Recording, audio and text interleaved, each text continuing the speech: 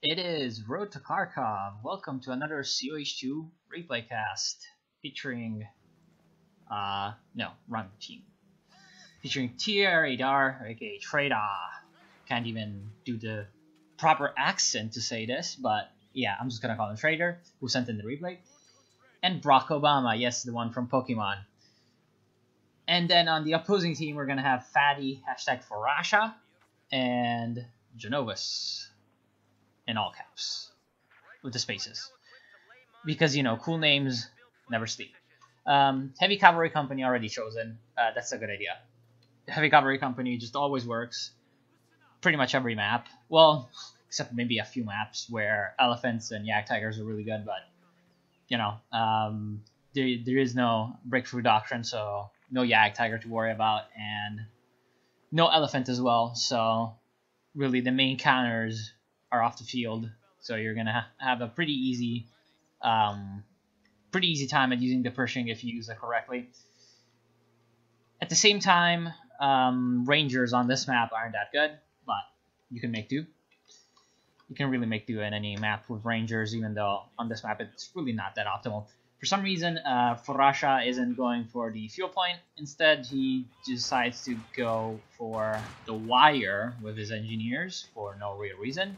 He should be sending his engineers to cap over here while he waits for his obviously maximum spam strategy to income. And I think my volume is extremely low. I'm very sorry for... No, it's not. What? It's just me. Yeah, that was just me. So, talking about this map, Road to Kharkov, of course it got a lot of changes. The middle was completely restructured. There used to be a big old wooded area in this position. There used to be two big like groves, and then there was a couple fences over here that were removed, and this wasn't here. There was just this opening onto the cutoff point, which wasn't here, but it was here. And then on the other side, the cutoff wasn't here, but it was here.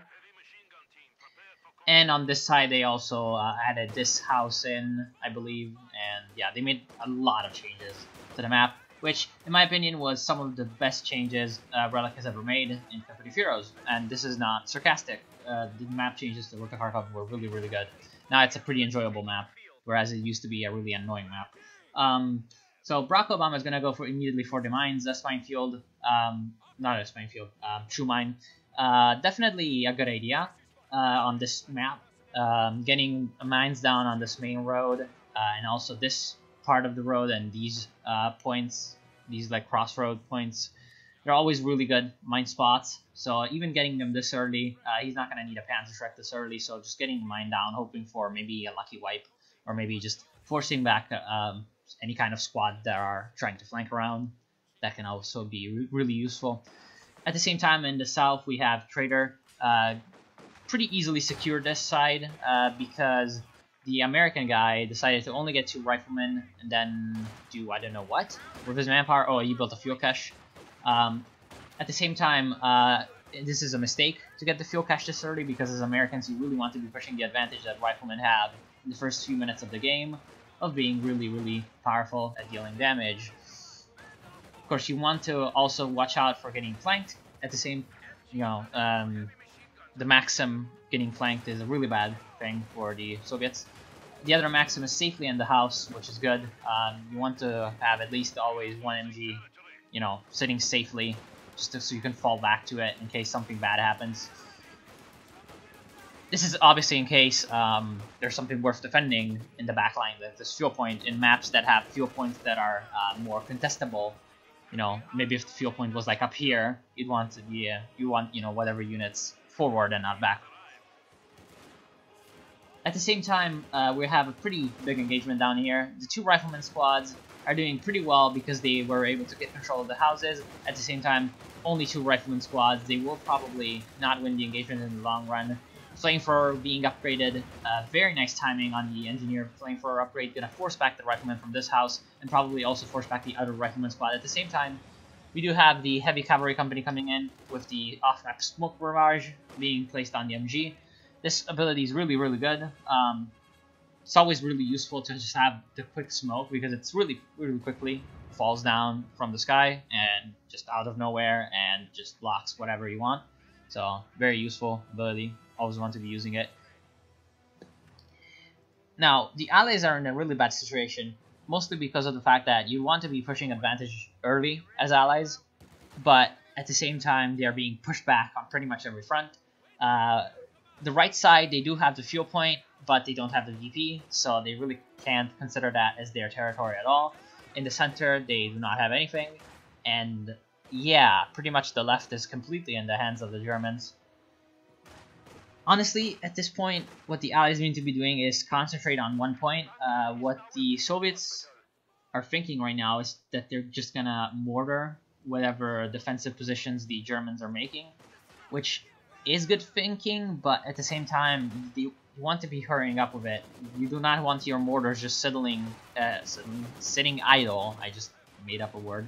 Just sitting idle in the back line, doing nothing. You don't want to be doing that. You want to have your mortars, you know, constantly barraging, constantly putting a lot of pressure on whatever German defensive positions are around. And yeah, just preventing the Germans from just controlling the initiative, because if you can get them out of their defensive positions and then, you know, just force them into maxims or maybe flank them around with your superior infantry, especially the riflemen, you can inflict a lot of damage and, you know, regain whatever ground you lost pretty quickly.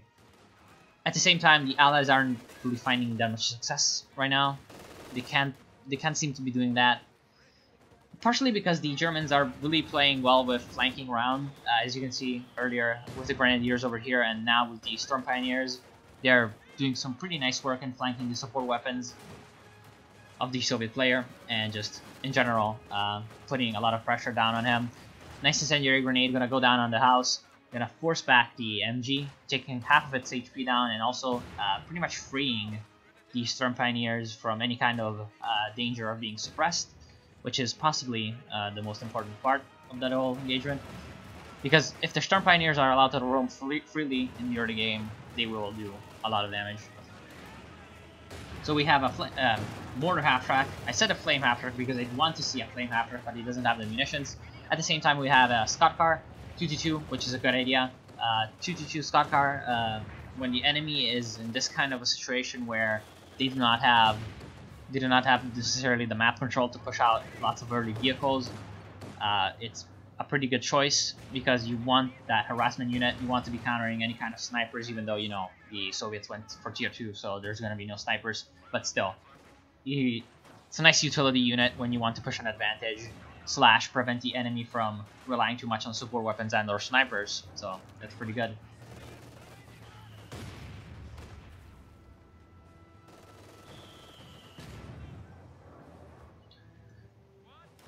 Looks like the Americans went for...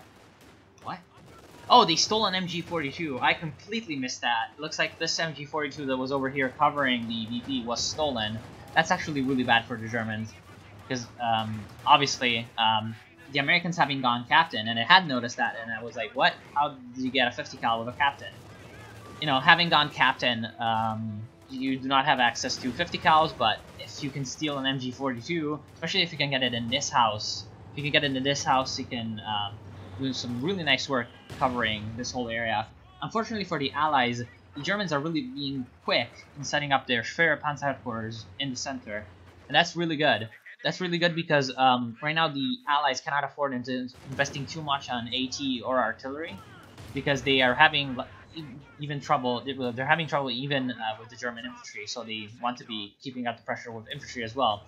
At the same time, because of this, they're gonna lack the artillery / you know, long-range sniping power to take out the Schwerer Panzer headquarters in a timely manner, thus securing the Germans the middle VP for a long time. And considering the VP situation, the Allies are pretty much half depleted completely already, even though that doesn't make any sense. Half depleted already. Yeah, that's mostly because of the fact that the Germans were able to push up very aggressively in the early game and get control of all 3 VPs.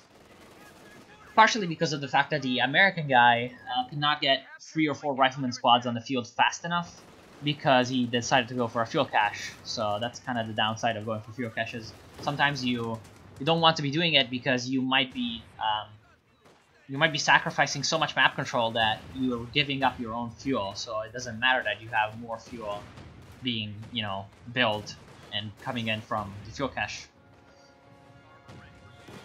because you're losing your main source of fuel anyway. So the Sphere is in any way very aggressive and in mortar range from a relatively safe mortaring spot over here. This is really something that a lot of Over Commando players tend to neglect when there's a lot of mortars, is the fact that mortars in numbers can deal some pretty heavy damage to the Sphere. Unfortunately for the allies, I have a little bit of a point to make. Fortunately for the allies, the Germans can push out the mortars just by moving infantry into position quickly enough and just forcing them out for sheer weight of numbers. And this is why I said that the Sphere here is a good idea, because I'm going with the thinking that Brock is going to be able to keep up the pressure with his infantry and just not allow the mortars to just sit there pretty much uncontested and rain death on the Sphere. MG42 looks like it's not going to be able to withstand the triple MG42, 2 from the LMGs and 1 from the other fixed MG42. And it is probably going to go down. It is a little bit too late, in my opinion, to retreat. And it gets sniped by a mortar. Yeah, the mortar half-track sniped it. Mortar half-track only 2 kills, but I'm sure it will prove itself later. At the same time, nice artillery barrage from the Ziskan gets 4 kills, and possibly more. No, he got pretty lucky in the retreat. Stuart almost going down to the Shrek force that was attacking. Right now, I do not agree with what Trader is doing. He should have immediately, as he had recruit DMG, he should have immediately gone to recruit it. Instead, he did around, doing nothing, and pretty much got his units shot up, and now he cannot recruit the MG without losing a squad. So that's pretty bad play, in my opinion. He can remedy that later, though. Nice shot from the Ziskan, actually. Really nice shot from the Ziskan, possibly aided by a flare to just see at long range. I'm not sure. No, not aided by a flare. But really nice shot from the Ziskan, taking out the mortar half-track. This barbed wire is really paying off right now for Brock, because at the same time, nice usage of the building with the flame engineers to try and get the AT gun to fuck off and save the Sphere. Yeah, I was talking about the barbed wire because it's just forcing people to go around it and just enter the line of fire of the Sphere even further. So the Sphere is being saved by the fact that the Storm Pioneers are pretty safe over here. The mortars, one of them should be targeting over here in the back to prevent any kind of squad from repairing too easily.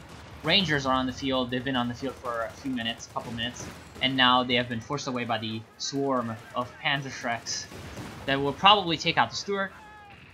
So the Panzerschreck blob, pretty much no counter to the Schreck blob right now because the Maxims are being used a bit too defensively in the north, and the MG42 was decrewed, so really no way to just control the blob.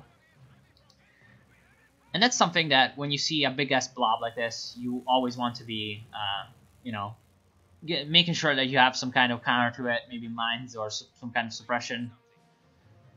Don't want to have that blob running around, taking out all your vehicles, with impunity. So what can the allies do right now? Obviously they can, 1 second for water. Okay. So what they can do obviously is wait for some kind of heavy tank. For Russia over here has both shock rifle and armored assault, so you can get an IS-2 in 10-ish minutes, I think. If they can stall a VP bleed for a while, they seem to have some pretty decent control of the right side. Of course, these MGs are a little bit too far back. I'd have this one of the MGs over here in a position that's pretty hard to flank, covered by one MG watching this area. That would be pretty hard to flank and honestly cover the northern VP for a while. At the same time, the center, I really don't see how they're gonna be able to take the center unless they can take out the Sphere.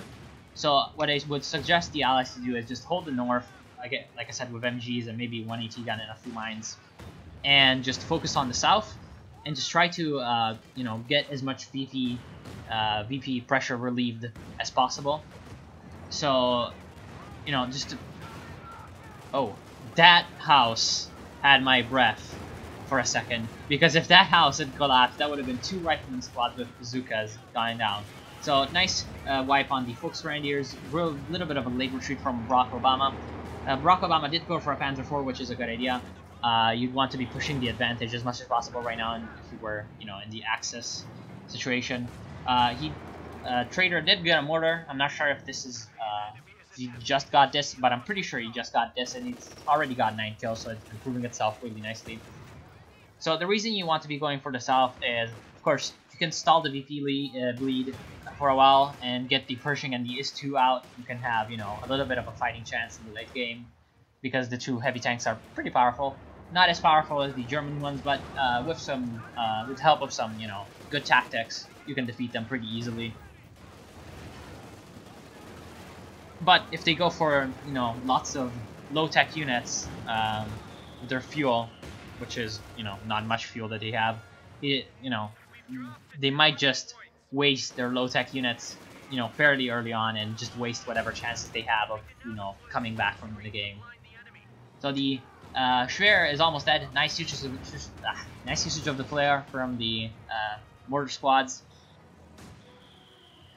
giving some nice vision to the AT gun and mortars to fire more accurately, and the Schwer finally goes down. So that was a pretty good job on the Allies. They did go, you know, use the correct answer to the problem. Unfortunately for them, they have a little bit of another problem on their hands, which is the 2nd Panzer IV, this time the Wehrmacht one. Of course, the Schwer also served a purpose for the Germans. It did stall for a long time, whatever Allied attempts at regaining the center, and also it got out a Panzer IV. Now, what Barack Obama should be doing is going for a King Tiger. It should definitely be his main priority, getting out a mechanized regiment headquarters and going for a King Tiger. Nice attempt at stealing the mortar. Unfortunately, it's not going to succeed from the rifleman squad over here. The Americans did rebuild their infantry force, so they do have a pretty decent infantry force. He also went for a major, as I was a little bit highlighting earlier, but I can, you know, point it out. Yeah, the problem with going for a major right now is that all that fuel that you spent on the major tech, really, it's not going into anything useful, because you cannot do anything with it. If the Americans right now go Shermans or M8s, that will not be very useful against German heavy tanks. And if they go Jackson, yeah, that will also not be very useful in the long run, because the Germans have the infantry superiority. So what you really want to be doing is waiting for the Pershing right now, because you're pretty close to it, honestly. In another 5 minutes, the Pershing is going to be on the field. And the major detour, I guess I can call it, is really not worth spending all that fuel and slowing it down. Of course, he could have used the major a little bit more smartly and not wasted it over here. What he should have done is used it over here along with the ambulance, using the retreat point just to shorten the retreat path by a little bit. So a big-ass American infantry blob is coming in the center, and will be pretty much decimated by the 2 Panzer IVs, because they're a little bit too blobbed up, and the AT guns are a little bit too far away to assist in the fight. Also, the Panzer IV of Trader is nicely using this ruined building for cover, which is a really good idea. A little tip is that you can shoot with attack round through ruined buildings, so that's always something to keep in mind. The attack round is obviously not the most reliable thing, it's better than nothing. At the same time, the Allies are regaining the right side. Looks like some kind of incendiary artillery went down on this house, because I guess there was an MG here. Couldn't get my eye on it fast enough. Maxim machine gun was decrewed in the center. That's a pretty heavy blow for the Soviets. They also lose an AT gun. They're going for an Su-85. I can kind of agree with the Su-85 insofar as the Panzer IVs really need to be stopped. But at the same time, this might delay the IS-2, and also a Katyusha might have been a better solution, because right now the Germans don't have that many support weapons, but they do have a fair few support weapons, and they also have a pretty scary blob that they're moving as a blob. Because while Trader isn't moving his Grenadiers as a blob, Brock is definitely in on the blob game. And when you play the blob game, you either blob or you die. And the blob is you just push through like this guy is trying. Unfortunately, looks like he will die, as you can see. That's pretty much the essence of it. Right now, the Allies should really be learning from their own mistakes, honestly, to just deal with the German blob. At the same time, the Su-85 is proving its worth at taking out the Panzer IV, sending it a little bit back. It's going to be repaired by the engineers fairly easily. The other Panzer IV is up to 16 kills. Again, like I said, really good idea to get this Panzer IV. Incendiary artillery barrage is going to go down on the right VP to just stop the cap a little bit. This retreat was not necessary. You could have just moved up over there. Right now, something I do not agree with what the Soviets are doing is the fact that they're wasting a lot of munitions on incendiary artillery barrages when they should be, those munitions should be used on demo charges and mines, because on this map, like I said, the demo charges and mines are really, really good. There's this sneaky mine that's been around pretty much since the beginning of the game, and I'm really interested to see if any kind of chase happens where a German tank chases the Su-85 and runs over this mine. So that would be really fun to see. At the same time, we have a big Allied push in the center. Blob will be pushed back pretty easily. Nicely building a bunker from Trader. He did notice that he was floating a shitload of manpower, something that I didn't do, which is bad on me. And he decided to get a bunker, which is a good idea, honestly. The reason it's a good idea is because it allows, even when, you can get grenaded, and your normal Anjuka gets grenaded, the bunker cannot get grenaded. The bunker is just always going to be there and be a nuisance until the Allies can get some kind of AT gun or tank to deal with it. At the same time, the engineers over here should not have been fighting the riflemen. They should have recruited the MG as soon as possible. Nice grenade gonna go down from the infantry riflemen. Up to 23 kills. We're gonna almost wipe the grenadiers. Pershing is on the field, so it looks like he did manage to get to Pershing pretty much in time anyway. But still, this is definitely... And I wasn't actually that off with the timing. I'm actually only a minute off. Yeah, around a minute off of the Pershing. The problem right now is the fact that the Allies have wasted a lot of infantry, and so have bled a lot of manpower. They wasted a lot of infantry in pushing in the center. They have taken out the Speer, but that doesn't mean that pushing in the center was necessarily the best idea. Pushing the south was the best idea. And the Pershing right now is going to be countered pretty hard by this pack, if this pack can get the Ved 1. The main weakness of the Pershing is that the fact that its armor is very lacking, so if you can stun it in place, if you can stun it in place in the presence of a lot of AT, you can kill it fairly easily. And this Pershing is not being used correctly. The Pershing is a flanking tank, not a frontline tank. It's more of a flanking slash long range tank, and using it like this is only gonna get it destroyed. The Su-85 did manage to push back the OKW Panzer IV. No? Oh, it was the Wehrmacht Panzer IV. They managed to push back the Wehrmacht Panzer IV. The Uhu Searchlight also almost going down. Scott Car goes down and they surrender because they were going to lose by VVs anyway, and because they lost the Pershing. So, like I said, what the Allies could have done differently is that if the Soviets hadn't gone so much all-in on the Su-85, you could have had an Is-2 tank already at this point, and that combined with the Pershing could have been really, really bad for the Germans, because the combined pushing power would have created a lot of havoc until the Tiger and the King Tiger hit the field. And by that moment, if the Allies had pushed back the Germans enough, they would have stood a fair chance, at least, of beating the Germans. Would have evened out the game. Other than that, the Americans did manage to build a pretty decent infantry force by the end of the game, but they did not use it correctly. They should have used it a little bit more carefully. It was blobbing a little bit too much. You should have also flanked a lot more. I noticed that a lot of times he was just running into just into the center. No real usage of flanks. He did make decent use of the buildings early game, but then even that teetered out late game. He should have made more use of this route from the south. He did make use of some smoke sometimes from his riflemen and his company, but he could have used more smoke. The Soviets, I like what he did with the mortars. Mortars are really powerful in 2v2. You want to have lots of them in case, you're fighting turtle-y type enemies. And he did use them well. They all pretty much almost all got vet free.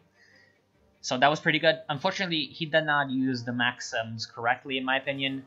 He was a little bit too defensive in some situations and a little bit too aggressive in some others. And that kind of got half of his maxims stolen and the other half not really doing much for the entirety of the game. He did have pretty atrocious unit preservation because of that.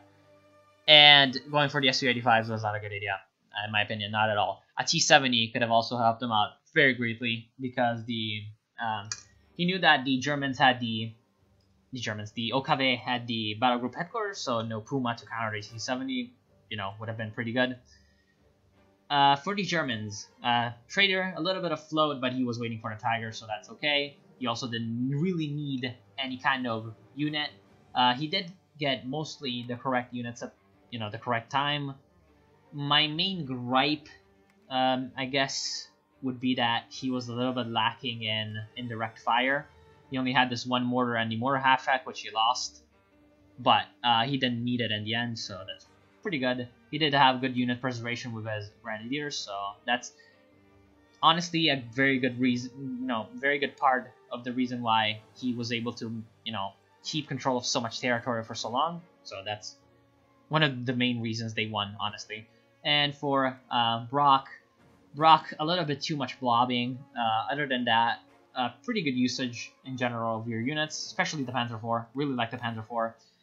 Really like the Panzer IV from both German players. I feel like it's a unit that's a little bit underutilized sometimes, just as a stopgap measure between, a bridge between whatever light vehicles and the big heavy tanks of the late game. It definitely helped them out in securing whatever advantage they had. So I hope you enjoyed this cast. I hope you learned something from this cast, and I hope you will see me again next time. And yeah, I'll see you soon. Thanks.